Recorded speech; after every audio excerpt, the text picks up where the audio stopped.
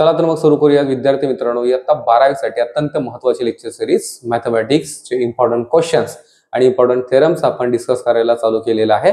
याच्या आधी पेपर 2 चे आपण 3 पार्ट्स मध्ये पेपर 2 चे सर्व काही थेरम्स आपण अपलोड केलेले आहेत। आता याच्यानंतर पेपर 1 चे काही थेरम्स आपण नेक्स्ट पार्ट मध्ये अपलोड करत राहणार आहोत आणि त्याच्यानंतर काही इम्पॉर्टंट एक्झाम्पल्स आपण अवेलेबल करणार आहोत। तर तुम्ही व्हिडिओचा पुरेपूर फायदा घ्या, भरपूर प्रॅक्टिस करा आणि नेहमीप्रमाणे एक्झाम्पल माझ्यासोबत शिकताय तर त्याच्यासोबत हातामध्ये तुमच्या वही, नोटबुक, पेन, पेन्सिल सगळं पाहिजे। प्रॅक्टिस करत राहायचं आहे, क्लियर? फक्त बघत राहायचं नाही। चलो without wasting any time let's start. First chapter आपला मॅट्रिसेस। थेरम काय असेल आपला? Uniqueness of inverse matrix. हा 2 मार्कला विचारू शकतात, विचारला तर लिहिता आला पाहिजे। स्टेटमेंट काय आपला? Prove that if A is a square matrix and its inverse exist then it is unique. समजा A आपला काय आहे? स्क्वेअर मॅट्रिक्स आहे। स्क्वेअर मॅट्रिक्स याचा अर्थ number of rows is equal to number of columns असतात, ओके। आणि inverse त्याचा एक्झिस्ट होते याचा अर्थ त्याचा डिटर्मिनंट मला नॉन झिरो पाहिजे, ओके। इनव्हर्स एक्झिस्ट होतोय, मला त्याचा डिटर्मिनंट नॉन झिरो पाहिजे।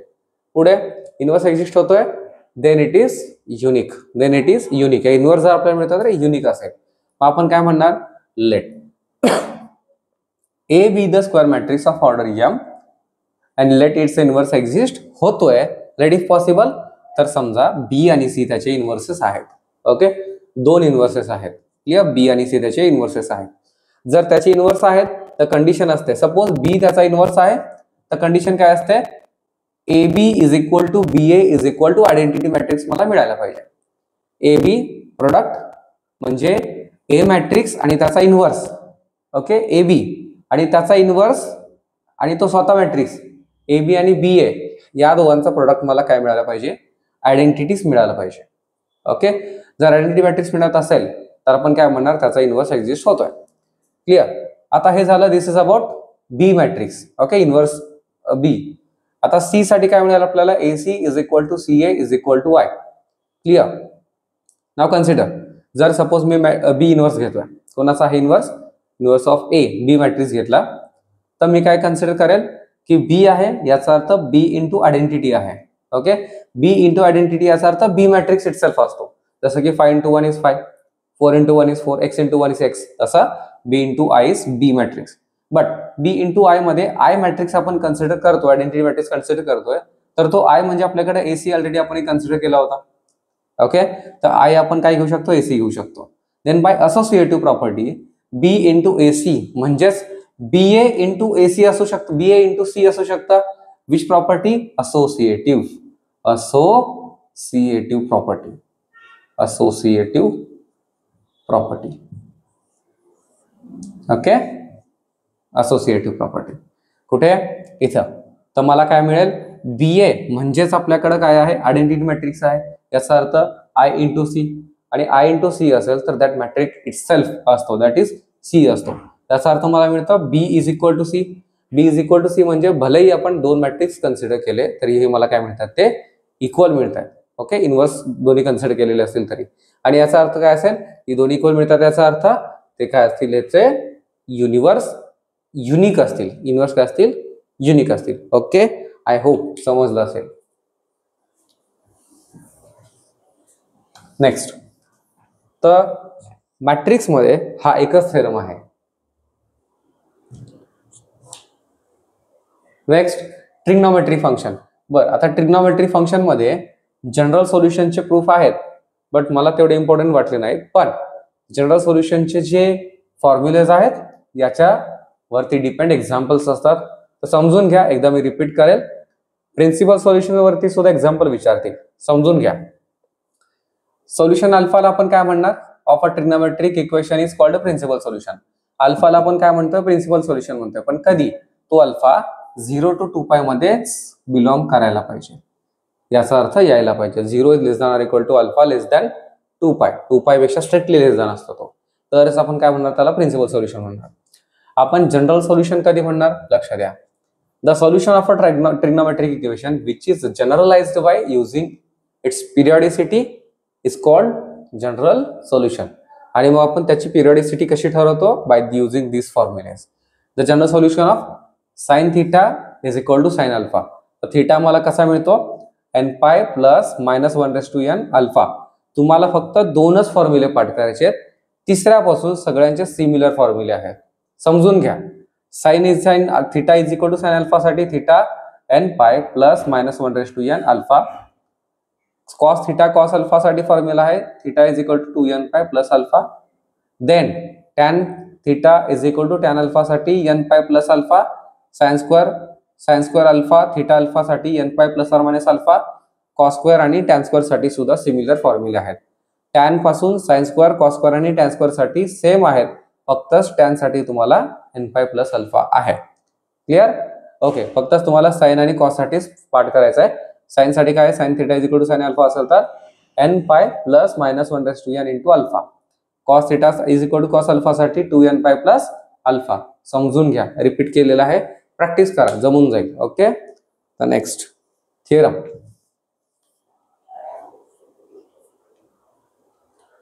साइन रूल IMP थिअरम असू शकतो. समजून घ्या.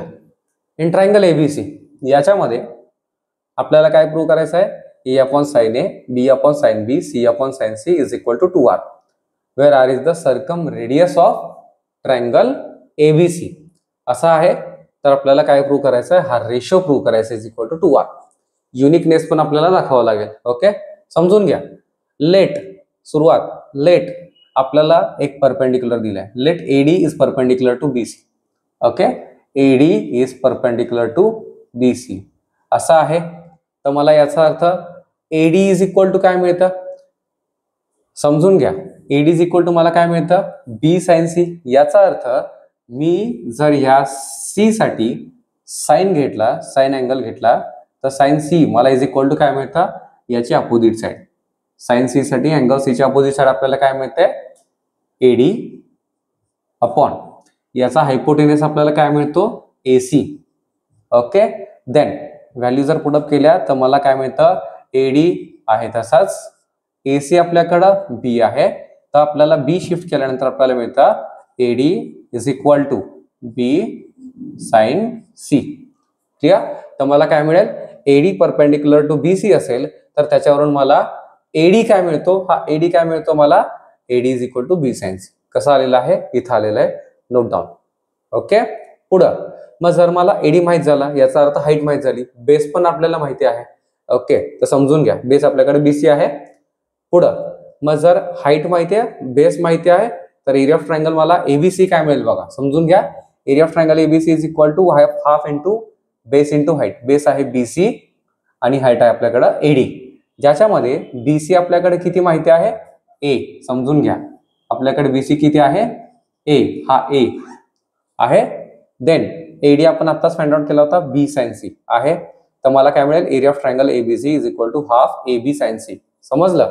सुरुवात कशी केली आपण की ह्या ट्रायंगल मध्ये AD परपेंडिक्युलर टू BC आहे ज्याच्यामध्ये BC आपल्याला दिला होता A. AD आपल्याला हाईट माहिती नव्हतं तर एरिया ऑफ ट्रायंगल आपण काढू शकत नव्हतो. सो आपल्याला त्यासाठी AD फाइंड आउट करणं गरजेचं होतं. म्हणून मी काय केलं साइन C घेतला. साइन C का बरं मला काय मिळणार आहे C ची अपोजिट साइड AD आहे आणि त्याच्यावरून मला AD मिळून जाईल. तो साइन C आपण घेतल्यानंतर मला काय मिळालं AD upon AC that is hypotenuse upon opposite side upon hypotenuse that is AD upon AC. मग AC किती आपल्याकडे B आहे. शिफ्टिंग केल्यानंतर AD is equal to B sine C. मग देन त्याच्यानंतर एरिया ऑफ ट्रायंगल आपण फाइंड आउट करून घेतला तो मिळतो आपल्याला half into AB sine C. 2 ला शिफ्ट करा तर मिळेल आपल्याला 2 times area of triangle ABC is equal to AB sine C. Clear? तर आम्ही प्रत्येक वेळेस प्रत्येक व्हॅल्यू साठी फाइंड आउट करत बसत नाही. तर त्याच्यासाठी मी काय म्हणेल सिमिलरली ओके सिमिलरली जसं मी साइन C साठी काढून घेतलं तसं B साठी आणि A साठी पण मला काय मिळेल similarly 2 times area of triangle ABC is equal to AC sine B. बघा समजून घ्या. साइन C साठी घेतोय तर मला AB मिळेल. साइन B साठी घेतोय तर B सोडून कोण राहतात AC राहतात आणि साइन A साठी घेतोय तर A सोडून कोण राहतात BC राहतात. And area 2 times area of triangle BC sine A. समजून घ्या. त्याचा अर्थ मला हे तिघही म्हणजे कोण एक व्हॅल्यू ही दुसरी व्हॅल्यू आणि तिसरी व्हॅल्यू हे तिघही एरिया ऑफ ट्रायंगलच्या व्हॅल्यू आहेत. जर तिघही एरिया ऑफ ट्रायंगलचे व्हॅल्यू आहेत याचा अर्थ हे तिघही काय असतील इक्वल असतील. ओके.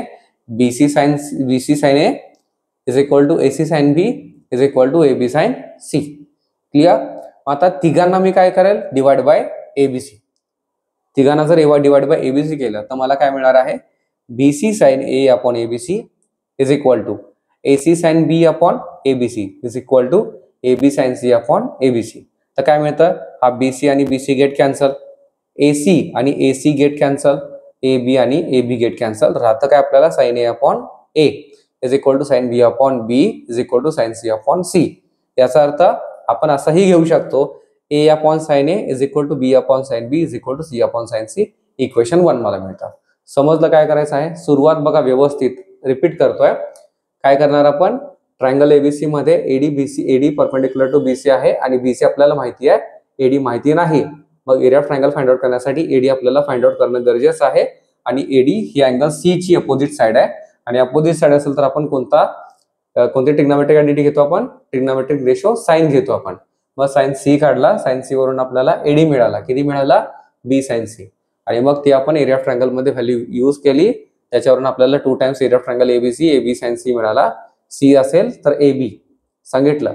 तर आपण सिमिलरली बाकीच्या अँगलसाठी सुद्धा म्हणजेच बी साठी आणि ए साठी सुद्धा त्यांचे area of triangle find out करून घेतले सिमिलरली आणि त्यांचा रेशो इक्वल घेऊन डिवाइड एबीसी करून आपल्याला एक टर्म मिळाली आणि त्याला इक्वेशन 1 म्हणलं आपण. ओके, पुढं त्याचा uniqueness.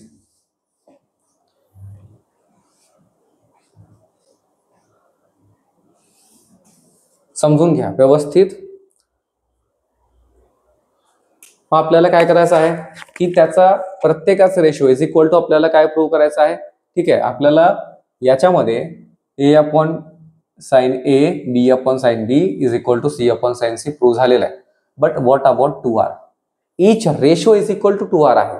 Each ratio is equal to 2r आहे, याचा अर्थ आपल्याला each ratio is equal to 2r prove करायचा आहे. तर मग काय म्हणेल मी, to prove that each ratio is equal to 2r. Okay, तर समजून घ्या व्यवस्थित.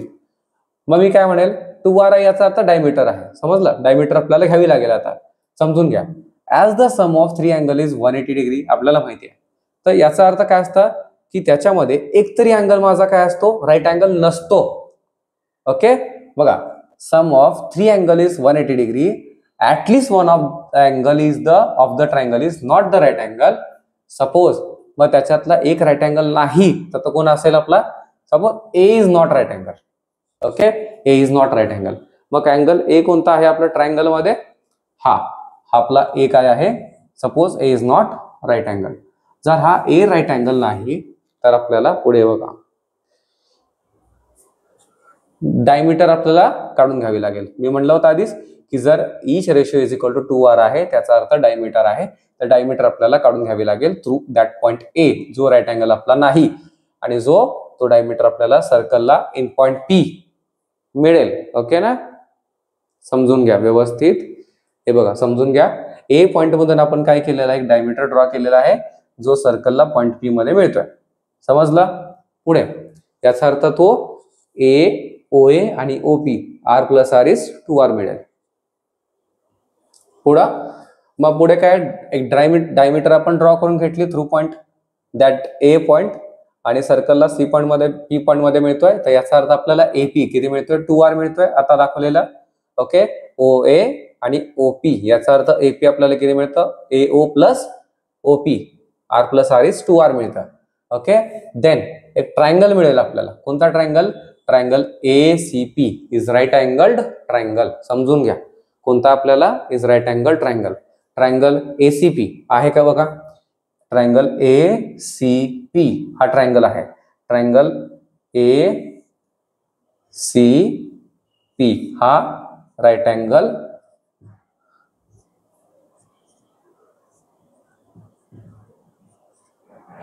ट्रायंगल आहे. ओके, ट्रायंगल एसीपी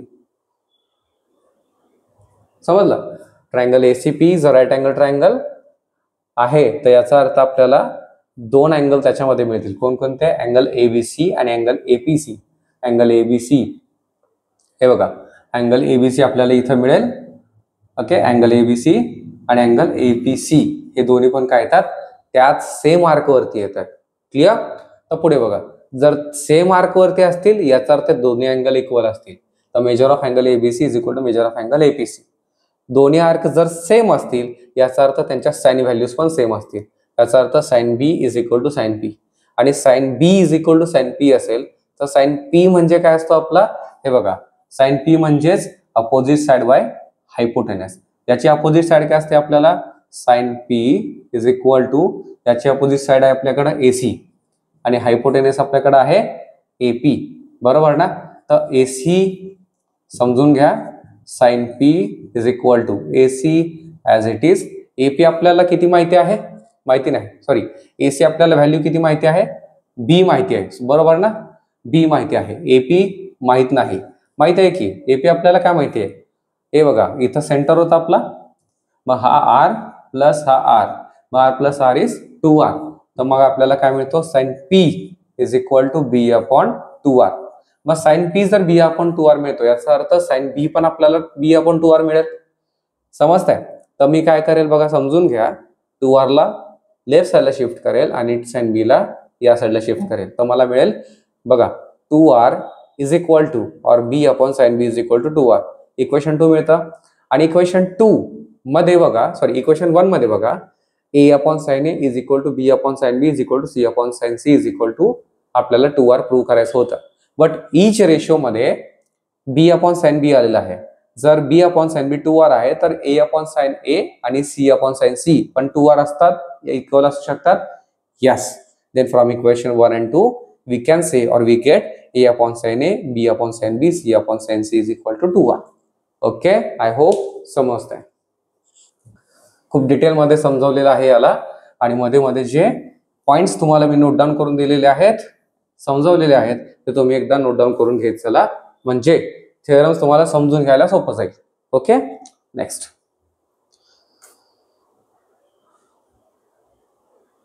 आता different forms of sine rule आपल्याला कसे कसे विचारू शकतात, जसं की हे आपण आताच बघितलेलं आहे, A upon sine A, B upon sine B, C upon sine C is equal to 2r.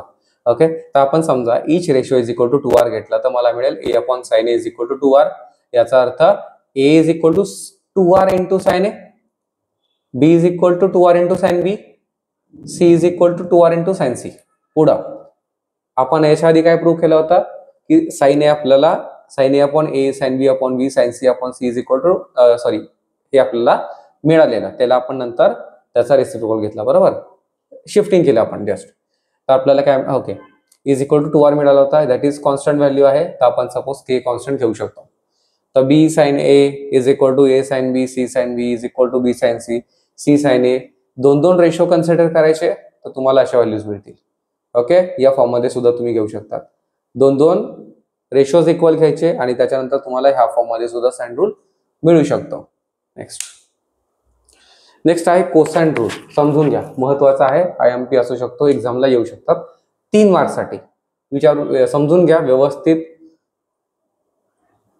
Prove करायचं आहे A square is equal to B square plus C square minus 2bc cos A. समजून घ्या. आता बघा trick, ए square साठी दिले, ए square सोडला तर खाली राहतात बी आणि सी, त्या दोघांचा स्क्वेअर घ्यायचा, B square plus C square, minus मध्ये ह्याच दोघांचा प्रोडक्ट 2bc, दोघं जण आहेत तर दोघं 2bc, दोघं जण आहेत म्हणून ट्वाइस bc. ट्रिक समजून घेण्याची, ट्वाइस bc. आणि अँगल कोणासाठी आहे आपला, ए साठी, तर कॉस आहे. कोसाइन रूल घेतोय, कॉस घ्यायचा. इथं पण काय करायचं, बी स्क्वेअर आहे, बी स्क्वेअर सोडला तर खाली राहतात ए स्क्वेअर आणि सी स्क्वेअर, तर A square plus C square, C square plus A square minus 2ac और 2ca कॉस बी. आणि पुढं सी स्क्वेअर आहे तर सी स्क्वेअर सोडला की दोन राहतात, कोण राहतात, ए स्क्वेअर आणि B square, A square plus B square minus 2ab cos C. समजलं. तर हे प्रूव्ह करायचं आपल्याला.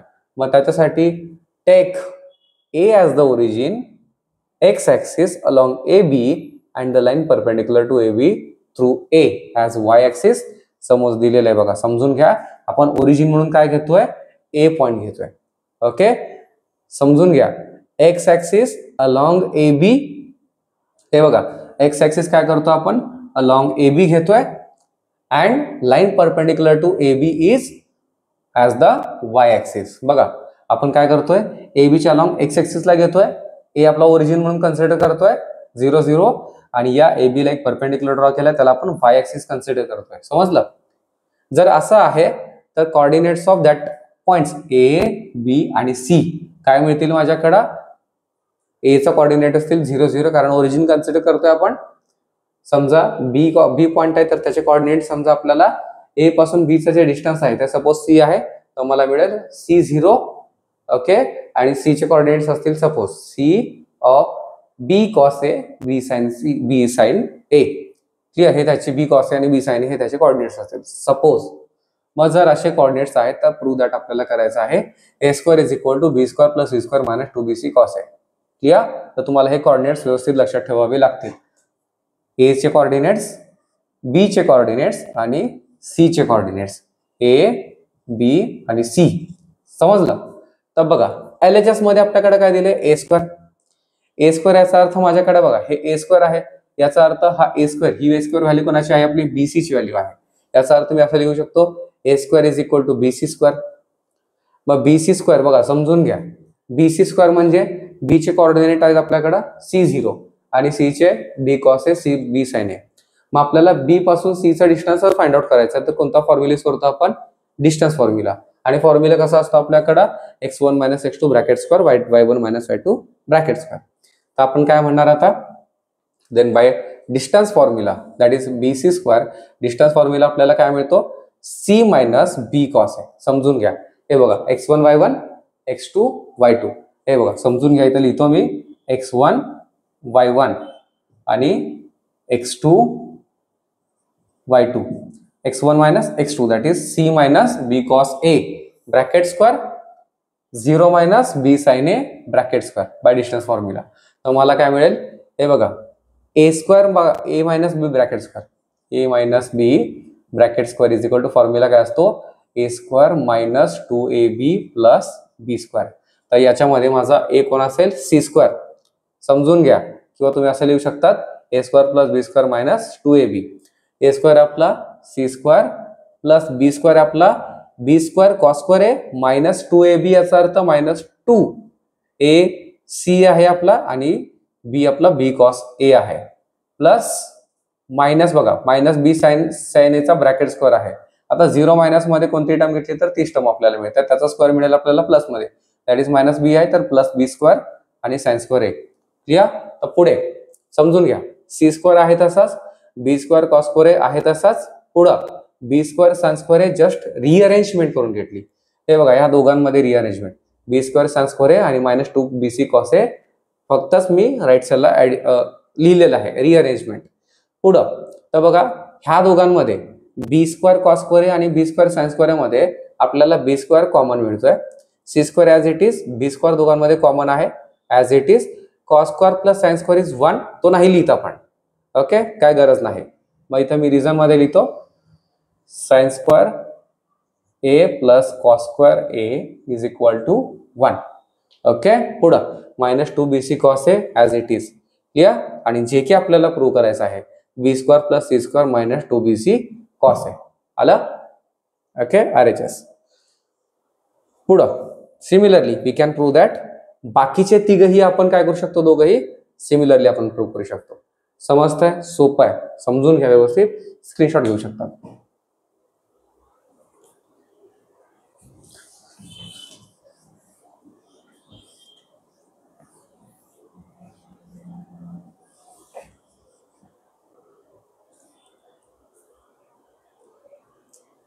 बघा कोसाइन रूल आपण अजून कसं लिहू शकतो cosine rule can be stated as in triangle ABC cos a is equal to b square plus c square minus a square 2bc. बघा समजून घ्या कसा आपण घेतला होता बघा समजून घ्या व्यवस्थित a square is equal to b square plus c square minus 2 times bc cos a.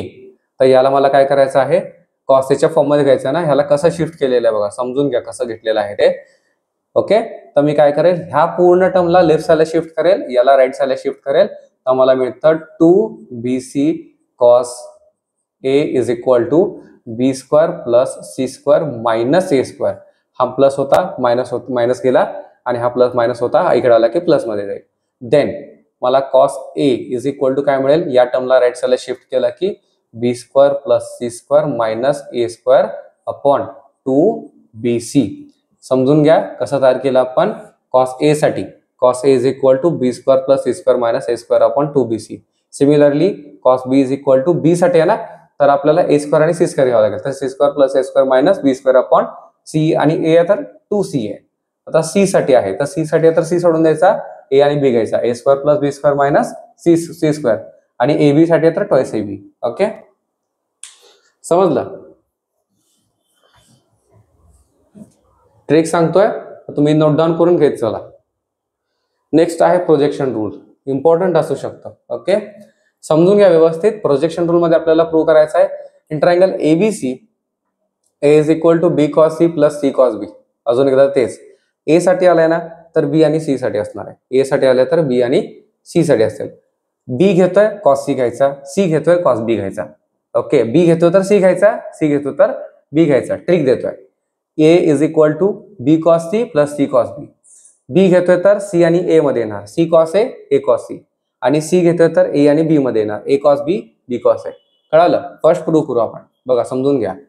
Hence we give proof of one of this three statement by considering all possible cases.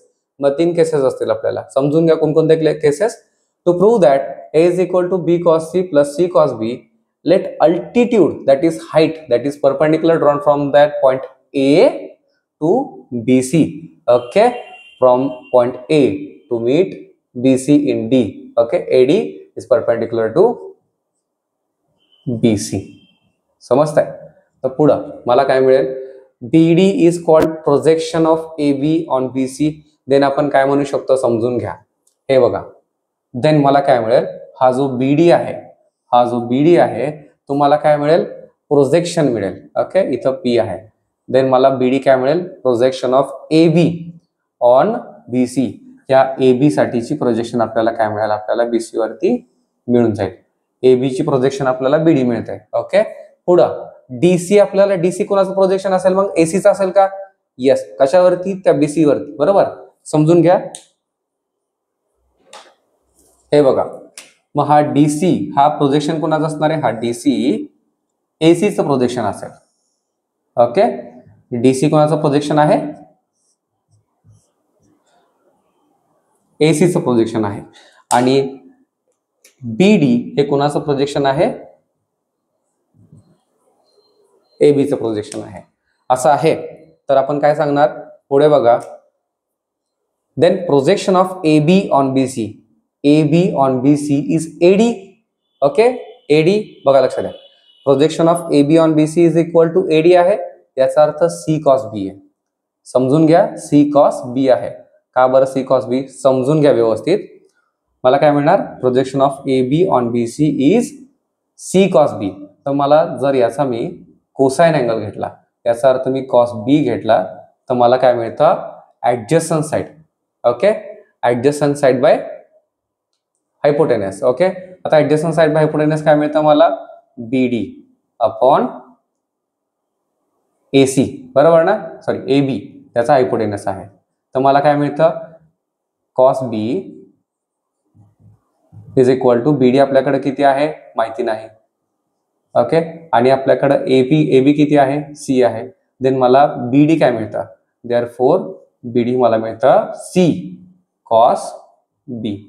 Okay, C cos B. तर मला BD C cos B मिळतोय. याचा अर्थ मी काय म्हणेल की AB चं projection BD आहे. याचा अर्थ BD मला काय मिळणार आहे, C cos B. ओके, याचा अर्थ AB चं प्रोजेक्शन मला मिळेल C cos B. Then projection of AB on BC is C cos B. Okay, note down करून घ्यायचं चला. ऑल्सो AC चं प्रोजेक्शन मला काय मिळणार आहे, BC वरती DC मिळतंय. बरोबर, पण DC जर मिळतंय मला, तर याचा अर्थ मी असं करू शकतो बघा. Also projection of AC on BC is equal to DC is equal to B cos C. Similarly त्याच्यासाठी सुद्धा मी प्रूव्ह करून दाखवतो. समजून घ्या व्यवस्थित. इथं लिहितो मी cos C मला काय मिळतं, cos C is equal to adjacent side आपल्याकडे काय आहे त्याची, DC. बरोबर ना, DC अपॉन त्याचा हायपोटेनस आपल्याकडे आहे AC. ओके ना, AC. तर मला काय मिळणार बघा पुढे, therefore cos C is equal to आपल्याला काय मिळतं, DC आपल्याला माहित नाही. AC आपल्याकडे किती आहे, B आहे. AC किती आपल्याकडे, B आहे. तर मला काय मिळणार, देअरफॉर DC म्हणजे एसीचं प्रोजेक्शन काय मिळतं आपल्याला, बी कॉस सी. काय मिळतं, बी कॉस सी.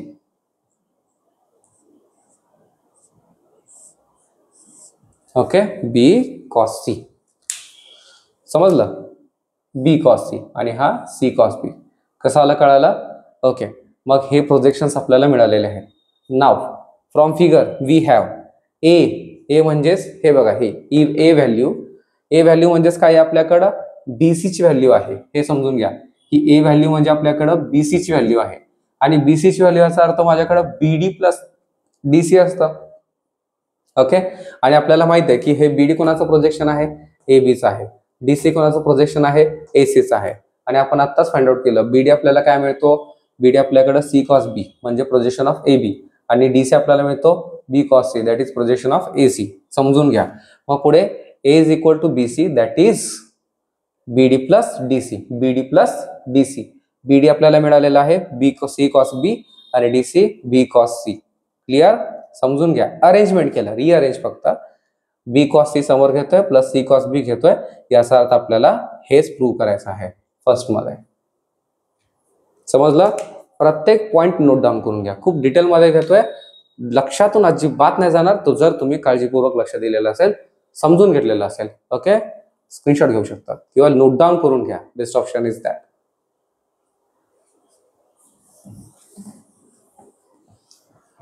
समजलं? नेक्स्ट. आय होप समजतंय. केस 2 काय असेल बघा आपली. केस 2 आहे तो ऑप्टिव्ह अँगल असेल. याच्या आधी आपण काय सांगितलं, राईट अँगल होता, बरोबर. आता सपोज ऑप्टिव्ह अँगल आहे. ऑप्टिव्ह अँगल याचा अर्थ 90 to 180 मध्ये आहे. ओके, ग्रेटर दॅन 90 आहे. तर बघा, projection of AB on BC, projection of AB on that BC is BD. Okay, projection of AB on BC is BD. Okay, हे असे प्रोजेक्शन्स आहेत. बीडी. आता मला बीडी मिळतो याचा अर्थ बघा, इथं मी ते सगळं आता डिटेलमध्ये सॉल्व्ह करून द्यायला आपल्याला वेळ नाही, तर डायरेक्टली घेतो तोच कोणता, कोसाइन रूल घ्यायचा.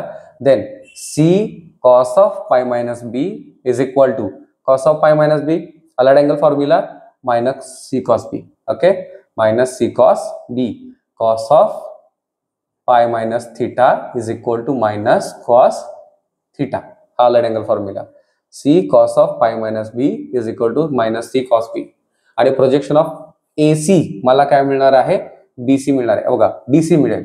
ओके, तर याचं प्रोजेक्शन मला काय मिळेल, एसीचं projection on BC is DC, completely DC.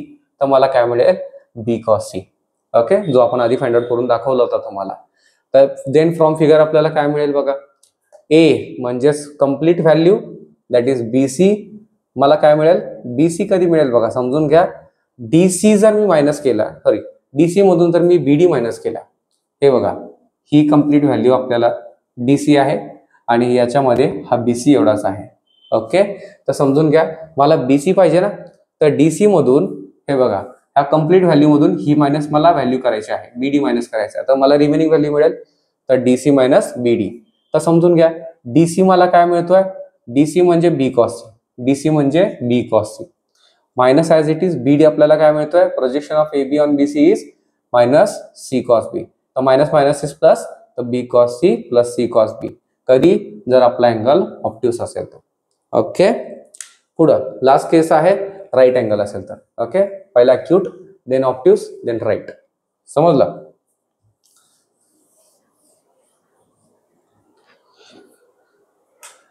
If B is the right angle, in this case D coincides with बी.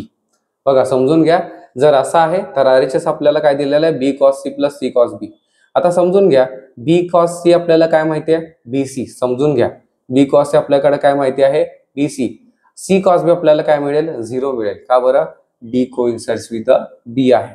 जर असं मिळतोय तर याचा अर्थ बीसी म्हणजेच आपल्याकडे काय आहे, ए आहे. ओके, ए आहे. तर मी काय म्हणेल, A plus 0 is A, that is LHS, जे आपल्याला प्रूव्ह करायचं होतं. मग आपण काय लिहू शकतो, from that A is equal to B cos C plus C cos B. Okay, similarly we can prove the cases where C is obtuse angle and C is a right angle. So therefore in all possible cases A is equal to B cos C plus C cos B, आणि आपण similarly बाकीचे statements पण अशाच पद्धतीने prove करू शकतो. या पण हे एक्झामला येऊ शकतो तुम्हाला, तर त्याची तयारी असावी. Okay, next.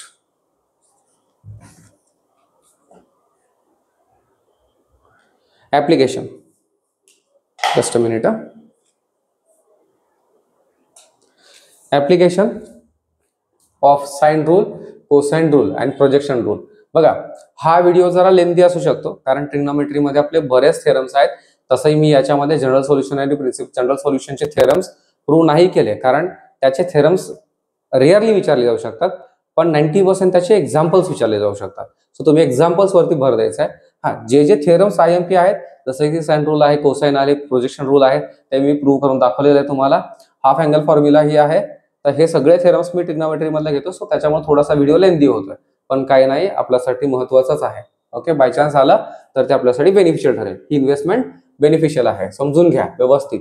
Half angle formula in triangle ABC if A plus B plus C is equal to 2S आहे, देन आपल्याला प्रूव्ह करायचं आहे sin A/2 root of S minus B S minus C BC. समजून घ्या, A आहे तर A सोडला की राहतं B आणि C, मग S minus B S minus C upon BC.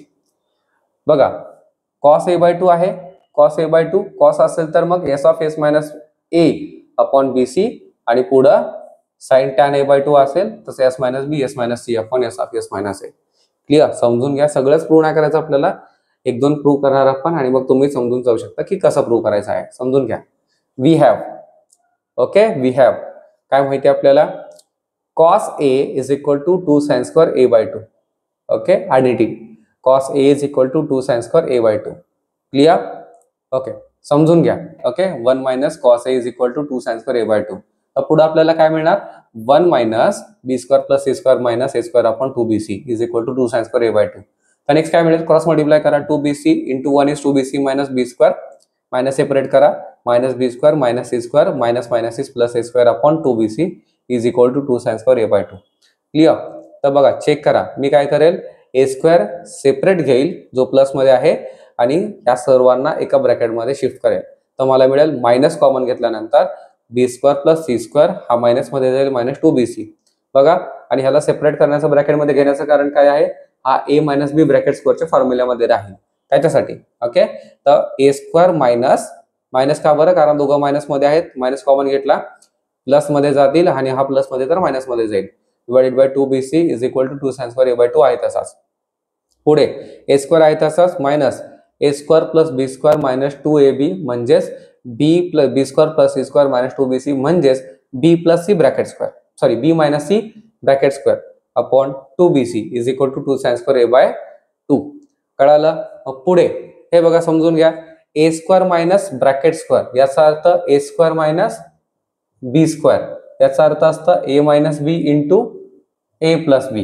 मग याचा अर्थ आपण असा लिहू शकतो, A minus of bracket B minus C and A plus of bracket B minus C upon 2BC is equal to 2 sin square A/2.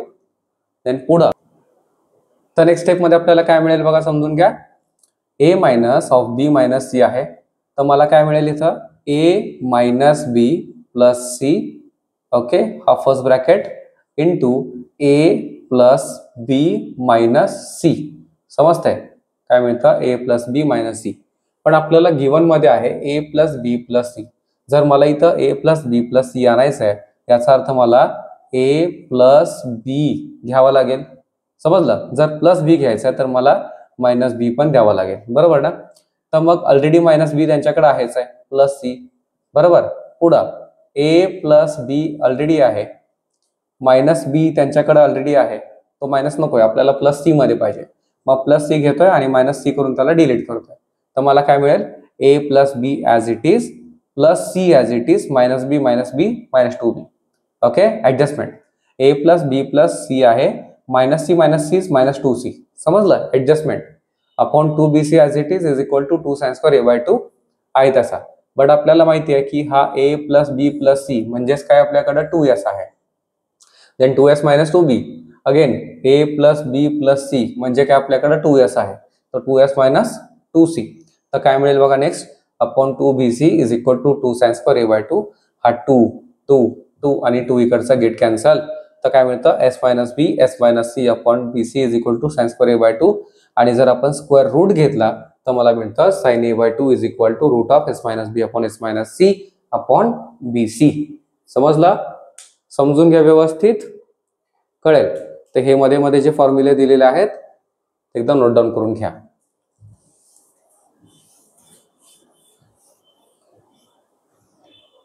Okay, I hope समजते. समजत नसेल व्हिडिओ पुन्हा एकदा बघा, समजून जाईल. आणि हे जे थोडे मिस्टेक्स असतात ते तुम्ही एकदा करेक्शन्स करून घ्याल. 1 मायनस कॉस ए आहे ते 1 मायनस कॉस ए आणि हा 1 minus B square plus C square minus A square आहे.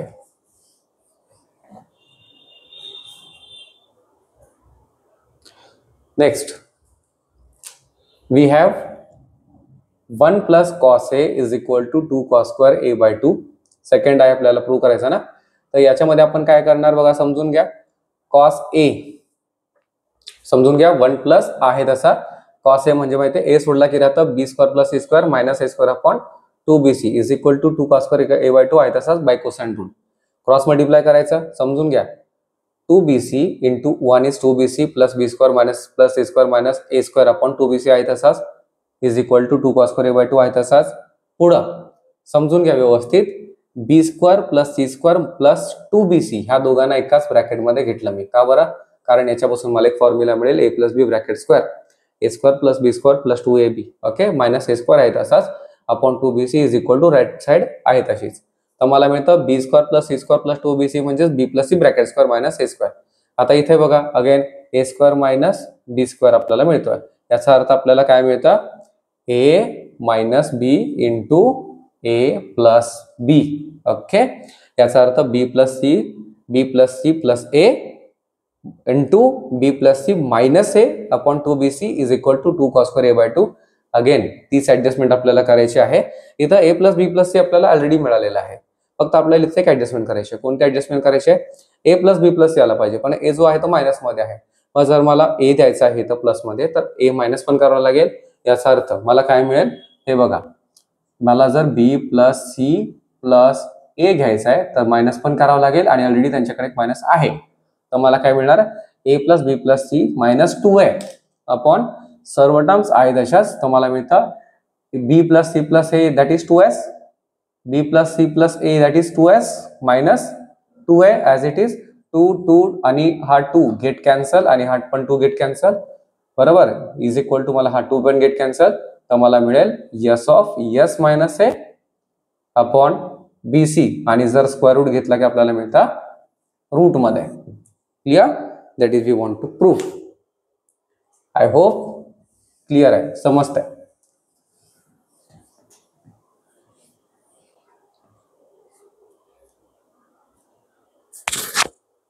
ओके, तर आपला पेपर 1चा ओके हा जो पार्ट 4 आपला व्हिडिओचा आहे तो आज इथेच संपवतोय.